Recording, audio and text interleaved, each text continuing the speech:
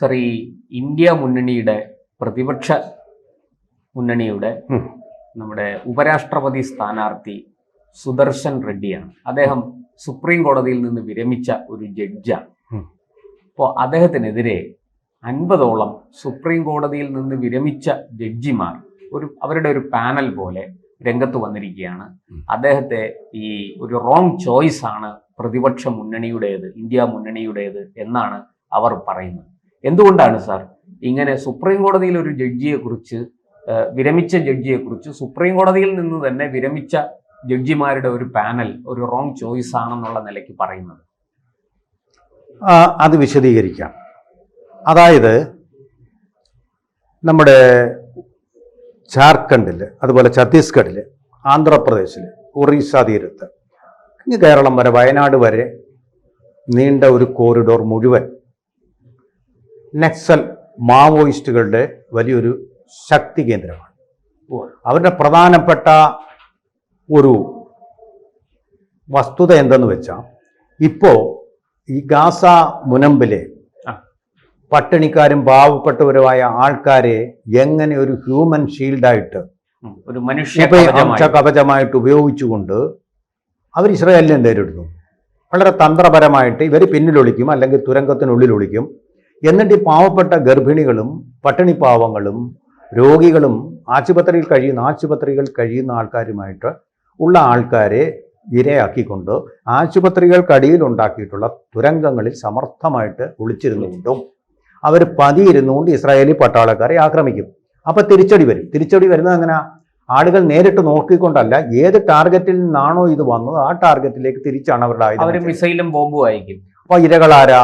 പാവപ്പെട്ട ഗർഭിണികള്, രോഗികള്, അങ്ങനെയുള്ള ആൾക്കാരിലേക്ക് എന്ന് പറയുന്ന പോലെ ഈ കോറിഡോറിന്റെ പ്രത്യേകത എന്ന് പറഞ്ഞാൽ ഇതെല്ലാം ആദിവാസി മേഖലകളാണ്, ഏജൻസി ഏരിയകൾ. ആ ഏരിയയിലുള്ള പാവപ്പെട്ട ആദിവാസികളെ മറയാക്കിക്കൊണ്ടും ഇരയാക്കിക്കൊണ്ടും ഇവരെ നാട്ടിലുള്ള പോലീസുകാരെ, അതുപോലെ അവർക്ക് ഇഷ്ടമുള്ള ആൾക്കാരെയൊക്കെ കൊന്നും കൊല വിളിച്ചുകൊണ്ടും, രാഷ്ട്രീയക്കാരെ VC ശുക്ല ഉൾപ്പെടെ അദ്ദേഹത്തിന്റെ കുടുംബാംഗങ്ങളെയൊക്കെ കൊന്നും കൊലവിച്ചുകൊണ്ടും സുരക്ഷിതരായി കഴിഞ്ഞിരുന്നു. നമുക്കറിയാം, മൈനുകൾ അവരെ കുഴിച്ചിട്ടിരുന്നു. പോലീസുകാർ ഗവൺമെന്റിന്റെ ഒരു ഒറ്റ ഓഫീസ് ഈ പ്രദേശങ്ങളിൽ ഉണ്ടാവില്ല. നമ്മൾ നാരായണപൂർ കണ്ടല്ലോ, ഗവൺമെന്റിന്റെ പോസ്റ്റ് ഓഫീസ് ഇല്ല, പബ്ലിക് ഹെൽത്ത് ഒരു എന്താ പറയാ ആശുപത്രി ഇല്ല, പ്രൈമറി ഹെൽത്ത് സെന്റർ ഇല്ല, അങ്ങനെ ഒന്നുമില്ല. ഒരു ചെറിയ പോലീസ് സ്റ്റേഷൻ പോയിട്ട് ഒരു പോലീസ് എയ്ഡ് പോസ്റ്റ് പോലും അവിടെ പ്രവർത്തിക്കാൻ സമ്മതിക്കില്ല. കാരണം അവരുടെ ഭരണമായിരുന്നു നടമാടിക്കൊണ്ടിരുന്നത്. അതെ അതെ, ഇത് സമാന്തര ഭരണം. അതെ, ഇത് സഹിക്കാൻ വയ്യാതായപ്പോൾ എന്തു ചെയ്തു India government, the union of India, ഒരു സംവിധാനം ഛത്തീസ്ഗഡിന് വേണ്ടി ചെയ്തു. ഛത്തീസ്ഗഡിലെ ധാരാളം ആദിവാസികളുള്ള പ്രദേശമാണ്. ആ ഛത്തീസ്ഗഡിലെ ആദിവാസികളെ ഉൾപ്പെടുത്തിക്കൊണ്ട്, കാരണം ഈ ഛത്തീസ്ഗഡിലെ ഈ ആദിവാസികൾക്ക് നേരെ പലപ്പോഴും ഒരു ഭീഷണി മുറത്തി അവരെ കൊണ്ടുപോവുകയും ചെയ്തു. അങ്ങനെ ചെയ്തുകൊണ്ടിരുന്ന അവരുടെ തോക്കിൻ മുനയിൽ പേടിച്ച് പോലീസ് ആരെങ്കിലും വന്നിട്ടുണ്ടെങ്കിൽ ആ വിവരം കൊടുക്കും. ആ വിവരം വെച്ചുകൊണ്ട് പോലീസുകാരെ ഇവർ വിടും. ഇതായിരുന്നു ഇവരുടെ യുദ്ധതന്ത്രം. അവരെ പേടിപ്പിച്ച് മൊത്തം പട്ടിണിക്കാരെ കൂടുതൽ പട്ടിണിക്കാരാക്കിക്കൊണ്ടിരുന്നു. അപ്പൊ ഗവൺമെന്റിന്റെ എല്ലാ സ്കീമുകളും ഗവൺമെന്റ് അവർക്ക് കൊടുക്കുന്ന പണം മുഴുവൻ അവരങ്ങ് വാങ്ങിച്ചു. നക്സലിറ്റുകൾ വാങ്ങിച്ചു, ആദിവാസികൾ പട്ടിണിയിലുമായി, നക്സലുകൾ സുഭിക്ഷമായിട്ട് കഴിഞ്ഞു. ആയുധങ്ങൾ വാങ്ങി, അവർക്ക് കൊടുത്ത പണം കൊണ്ട് അവർ ആയുധങ്ങൾ വാങ്ങി. അങ്ങനെ ഒരു രീതിയാണ് നടന്നു വന്നത്, വളരെ ശക്തമായ രീതിയിൽ. അതിനെതിരെ ഇന്ത്യ ഗവൺമെന്റ് എടുത്ത നടപടിയാണ്. ഒരു രക്ഷയില്ല, പോലീസുകാർക്ക് അങ്ങോട്ട് കടക്കാൻ പറ്റില്ല, കാരണം ബോംബുകൾ കൊണ്ട് അവർ മരിക്കും. ആ സ്ഥിതിവിശേഷമാണ് അമിത്ഷാ 2026 നിർത്തിക്കൊണ്ടിരിക്കുകയാണ്. ഓരോരുത്തരും കീഴടങ്ങി തുടങ്ങി, ശക്തമായ അവസാനിക്കുമെന്ന് പറഞ്ഞു. ഇതേ സംഭവം നമുക്ക് ഇത്രയും ആളുകൾ മരിക്കേണ്ടി വരില്ലായിരുന്നു. ഓരോ ദിവസവും ഓരോരുത്തരെ ടാർഗറ്റാക്കി ആദിവാസികളെ കൊല്ലുന്നുണ്ട്, രാഷ്ട്രീയക്കാരെ, നാട്ടുകാരെ, പോലീസുകാരെ കൊന്നുകൊണ്ടിരിക്കുന്ന കൊലപാതക പരമ്പര 2020 അവസാനിപ്പിക്കാമായിരുന്നു. അത് വെച്ചുകൊണ്ടാണ് സൽവാജൂതം എന്ന് പറയുന്ന പരിപാടിക്ക് കേന്ദ്ര ആദിവാസി ചെറുപ്പക്കാരെ തെരഞ്ഞെടുത്ത് പരിശീലനം കൊടുത്ത് ആയുധവും കൊടുത്ത് അവരെ തിരിച്ച് അവരുടെ ഗ്രാമങ്ങളിലേക്ക് തന്നെ പറഞ്ഞു. സൽവാജൂതം എന്ന് പറഞ്ഞാല് ഇത് കാശ്മീരിൽ നമ്മൾ പരീക്ഷിച്ചിട്ടുള്ളതാണ്. നാട്ടുകാരെ പിടിച്ച് പരിശീലനം കൊടുത്തിട്ട് അവരുടെ ജീവൻ, അവരുടെ ആത്മരക്ഷയ്ക്ക് വേണ്ടി ഉപയോഗിക്കുക. ആത്മരക്ഷ, ആദിവാസികൾ അവരെ കൊല്ലപ്പെടുമ്പോൾ, അവരെ കൊല്ലാൻ നക്സലേറ്റുകൾ അല്ലെങ്കിൽ മാവോവാദികൾ വരുമ്പോൾ നേരിടാനുള്ള കരുത്തുണ്ട്. നേരിടുക മാത്രമല്ല, ജീവന ഭീഷണി ഉണ്ടെങ്കിൽ കൊല്ലാം. അത് ഇന്ത്യൻ ശിക്ഷാ നിയമം അനുവദിക്കുന്നു. ആത്മരക്ഷയ്ക്ക് വേണ്ടി കൊല്ലുന്നത് കൊലപാതകമല്ല പറയുന്നുണ്ട്. ആ സ്പിരിറ്റ് പോരെ. പക്ഷെ ഈ കോടതി ഇതെടുത്തത് അല്ലെ, കോടതി KG ബാലകൃഷ്ണന്റെ ചീഫ് ജസ്റ്റിസ് ആയിരുന്നപ്പോൾ ആ ബെഞ്ച് എടുത്തതാണിത്. പല ജഡ്ജിമാരും വന്നു, ശരിയാണ്. പക്ഷേ ഇതിൽ ഈ വിധി പ്രസ്താവം നടത്തിയത് ഈ സുദർശൻ റെഡ്ഡി എന്ന് പറയുന്ന ജഡ്ജിയാണ്.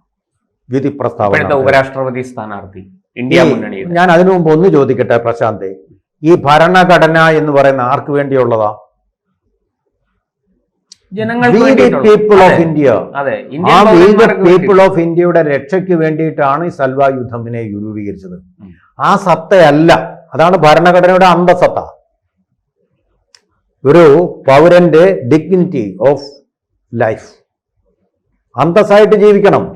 മാവോ ഭീഷണിയിൽ പേടിച്ചരണ്ട് അവര് പറയുന്നതെല്ലാം കേട്ട് അവന്റെ വ്യക്തിത്വം സ്വാതന്ത്ര്യത്തോടെ, സമാധാനത്തോടെ, ശാന്തിയോടെ, സന്തോഷത്തോടെ ജീവിക്കാൻ അനുവദിക്കാത്ത മാവോയിസ്റ്റുകൾക്കെതിരെ രൂപവൽക്കരിച്ച ഈ സൽവാ യുദ്ധമിന്റെ സ്പിരിറ്റ്, അന്തസത്ത വി ദ പീപ്പിൾ ഓഫ് ഇന്ത്യക്ക് വേണ്ടി, അവരുടെ രക്ഷയ്ക്ക് വേണ്ടിയായിരുന്നു.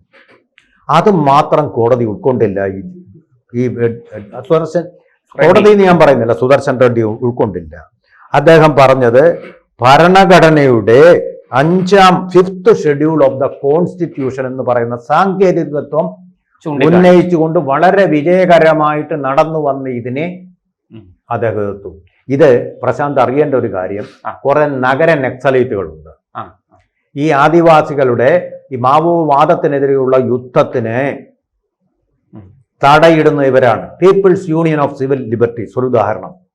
എന്ത് നടപടി പോലീസിന്റെ ഭാഗത്തുണ്ടായിരുന്നാലും ഉടനെ കോടതി കൊണ്ടുപോയി ചോദിച്ചു. കോടതി അതിപ്പോ നമുക്ക് കോടതി എന്ന് പറയുന്നത് ഈ അന്വേഷണത്തിലുള്ള സംഭവമല്ലല്ലോ, കിട്ടിയിരിക്കുന്ന വസ്തുതകൾ വെച്ച് അതിലൊരു ജഡ്ജ്മെന്റ് വരുത്തും. അങ്ങനെ കോടതിക്ക് അബദ്ധം പറ്റിയ ഒരു ജഡ്ജ്മെന്റാണിത്.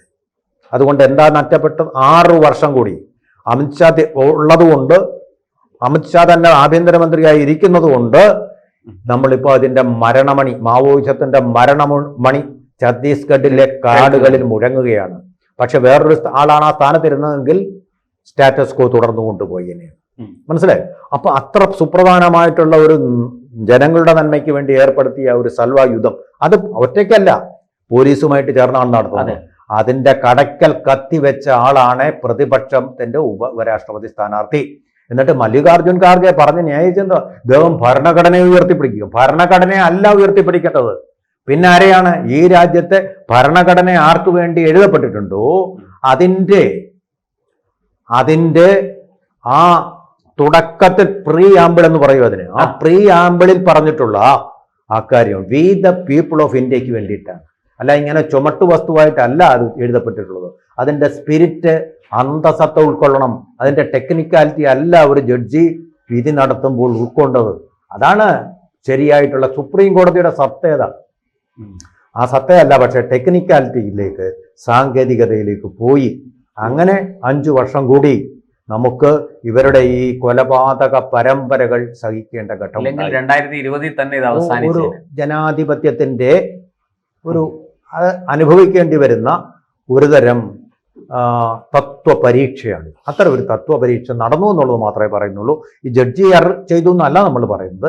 അതുമൂലം ഇത്രയും താമസിച്ചു എന്നുള്ളതാണ് നമ്മുടെ ആഭ്യന്തരമന്ത്രി. അതുകൊണ്ടാണ് ഒരു കൂട്ടം ജഡ്ജിമാർ ഇദ്ദേഹത്തിനെതിരെ ഇങ്ങനെ ഒരു നിലപാടെടുക്കുന്നത് എന്ന് മാത്രമല്ല, അതുകൊണ്ടാണ് ആവേശപൂരിതരായി ഇങ്ങനെ ഭരണഘടന സത്ത് ഉൾക്കൊള്ളാത്ത ഭരണത്തിന്റെ നടപടികളെ അട്ടിമറിക്കുന്ന ഒരാളിനെയാണ് ഇവർക്ക് വേണ്ടത്. അതിനെയാണ് അതെ ഇന്ത്യ മുന്നണിക്കും പ്രത്യേകിച്ച് രാഹുൽ ഗാന്ധി എന്ന് പറയുന്ന നഗര നക്സലൈറ്റിനും പവർ വിത്തൗട്ട് റെസ്പോൺസിബിലിറ്റി. അപ്പൊ അങ്ങനെ ഒരാളാണ് ഇദ്ദേഹവും എന്നുള്ളതാണ് പിന്നെ അമിത്ഷാ പറഞ്ഞിരിക്കുന്നത്. അതാണ് അദ്ദേഹത്തിനെയാണ് അവരുടെ വൈസ് പ്രസിഡന്റായിട്ട് എടുത്തു വെച്ചിരിക്കുന്നത്, വേറെ ആരെയില്ല. അപ്പൊ അത് എന്താണ് അവരുടെ ലക്ഷ്യം? ഇപ്പൊ ഇദ്ദേഹം നടത്തുന്നതുകൊണ്ടല്ലോ വോട്ടധികാര യാത്രയുടെയും ലക്ഷ്യം എന്താണ് എന്നുള്ളത് വ്യക്തമാക്കും. ഇത് ജനങ്ങൾക്ക് വേണ്ടിയിട്ടുള്ളതല്ല, ഇന്ത്യയെ തകർക്കാൻ വേണ്ടിയിട്ടുള്ളതാണ്, ഇന്ത്യയുടെ ഭരണഘടനയുടെ അന്തസത്ത തകർക്കാൻ വേണ്ടിയിട്ടുള്ളതാണ് എന്ന് പറയുമ്പോൾ അവിടെ നമുക്ക് there is A method in the madness എന്ന് ഷേക്സ്പിയർ പറഞ്ഞത് തികച്ചും ബോധ്യമാവും.